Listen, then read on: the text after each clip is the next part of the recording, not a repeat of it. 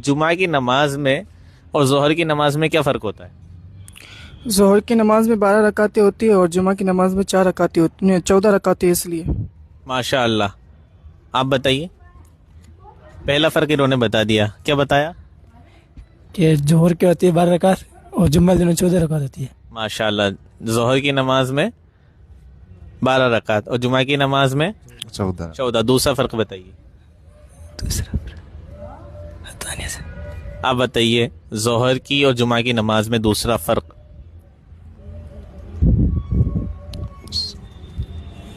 इसमें ज़्यादा तो पता नहीं। आप बताइए। बहुत आसान है, दिमाग लगाओ। जोहर में 4 फ़र्ज होती है और जुमा में तो 2 फ़र्ज होती है। क्या बात है, सुभान अल्लाह। जोहर की नमाज में 4 फर्ज और जुमा की नमाज में 2 फर्ज। माशा अल्लाह। तीसरा फ़र्क आप बताइए। तीसरा पता नहीं। बहुत सारे फ़र्क है, आप दिमाग लगाओ, बता दो जल्दी जल्दी। जी, आप बताइए।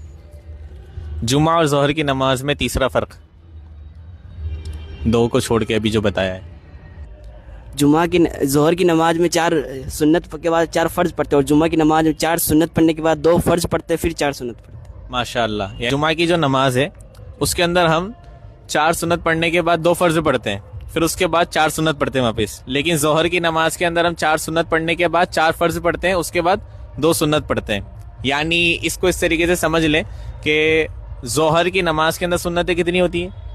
जोहर की नमाज के अंदर फ़र्ज से पहले 4 सुन्नत होती है और फ़र्ज के बाद 2 सुन्नत होती है। हाँ, तो कितनी हुई टोटल? 6 सुन्नत होती माशाल्लाह। जोहर की नमाज में 6 सुन्नत होती है, जुमा की नमाज में? है। जुमा की नमाज में 8 सुन्नत होती हैं, नहीं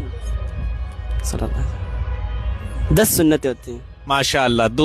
तीसरा फ़र्क ये हो गया, जुमा की नमाज में 10 सुन्नतें होती है और जोहर की नमाज में जोहर की नमाज में 6 सुन्नतें होती है।